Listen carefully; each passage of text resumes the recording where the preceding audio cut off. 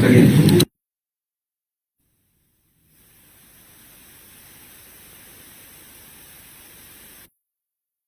Okay, let me just start in 1 minute.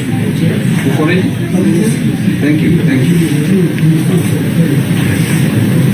My fellow citizens, let me start by expressing my heartfelt condolences to the families that have lost their loved ones these last few weeks. I feel your pain, and I know it will take time before meaningful healing comes. To those nursing injuries from the brute or brutal forces, in hospital beds and at home, I wish you quick recovery. May God console you. Kenyans, it is now exactly 1 month since the young people of Kenya came out in large numbers to assemble, demonstrate, picket, and petition their representatives to reject the Finance Bill 2024. The Gen Zs and Millennials and Kenyans of goodwill, some young in body and some young at heart, stood together to say no to an oppressive tax regime. They also spoke unequivocally that they want a reformed government. Young people in Kenya are concerned about 1. Poor agriculture production, which threatens our food adequacy, safety, and security. 2. Parents, teachers, and learners alike are all confused by the CBC syllabus and transition. College and university education has been made too expensive, and young Kenyans are not joining while others are dropping from colleges. 3.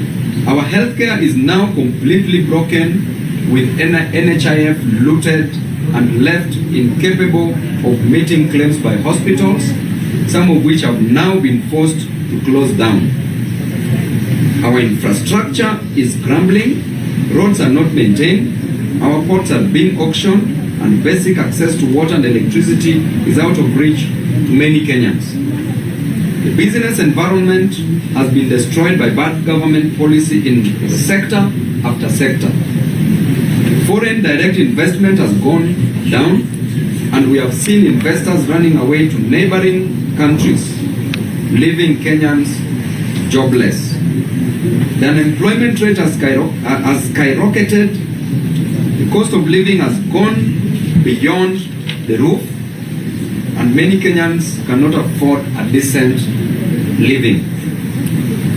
To make matters worse, a burdensome tax regime is squeezing every blood out of Kenyans, killing their businesses and making their products less competitive.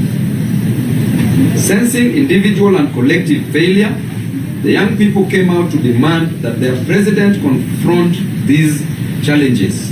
Instead, what did the president do? For one, he used goons and criminals to infiltrate peaceful demonstrations to get reasons to unleash violence against Kenyans. He used the police to unleash terror on young people. Resorted to abductions, forced disappearance, torture, killings, and mutilation of bodies of the Kenyan children. The president hoodwinked us by withdrawing the finance bill, but continued to implement its draconian provisions.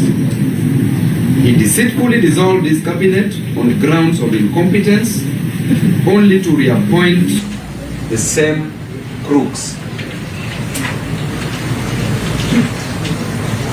He completely refused to listen to the issues raised by Kenyans, and instead he raided the opposition to appoint cabinet secretaries in a bid to weaken oversight against his government and to gain cosmetic stability to consider the next general election and to ignore this and the next generation. No Gen Zs were nominated in this cabinet. No gender rule considered, thereby discriminating on women. Persons with disabilities were not considered. The only disabilities which were considered were mental disabilities, which were considered in the current cabinet. Fellow Kenyans, these last few weeks I have been to the mortuaries in this country helping desperate parents, siblings and relatives, neighbors and friends identify the bodies of their loved ones brutally murdered and bodies dumped in quarries or wrongly registered to conceal murder by the state. I have stood by parents and communities burying young Kenyans killed by President Ruto and his rogue policemen following insane commands of people we put in office to secure our lives. As I speak today, so many parents and relatives are still distressed and emotionally broken as they try to search for their young children abducted by this dangerous regime. President Ruto has turned Kenyans against each other. Now he is trying to isolate some tribes and some ages and some regions to divide us some more. I want to say categorically that President Ruto is the real problem in this country. He is the real problem that this country is facing. He is the stumbling block to the modest reforms Gen Zs are asking for. Sharing power in a cosmetic overhaul, we demand from Ruto these bare minimums. Pay to the families who've lost their loved ones 1 million Kenya shillings for funeral expenses they are incurring.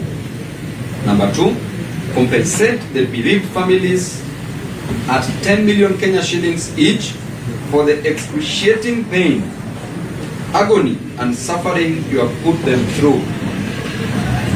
Declare a mourning day and hold a national funeral service mass in honor of the patriots you have killed. Pay all the medical expenses for the young people who have been brutalized by the police upon your instructions. Release all the young Kenyans that you abducted and continue to hold incommunicado. Release them today. Drop all the trumped up charges you have pressed against innocent Kenyans who are arrested while calling for good governance of their country. Mr. President, you don't seem to get it. Young Kenyans are mad and angry and stressed, and they can't believe we just can't get a single thing right out of their modest demands.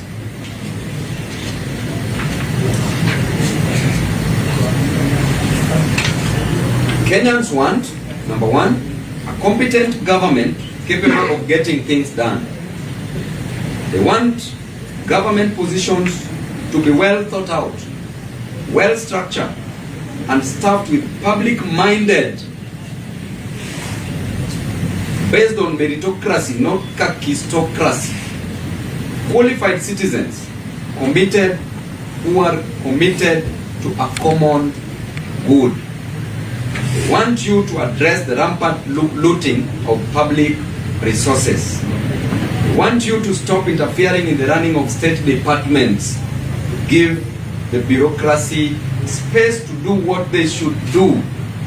You don't know it all, and you cannot do it all. But as we ask you to do this, just know that the young people of this country are not afraid of you. We don't fear you. We expect you to serve us. Remember, the most important office in a democracy is the citizen. We, the people, can choose to exercise our sovereign power directly. May God bless you. May God remember our country, Kenya. Thank you and God bless you.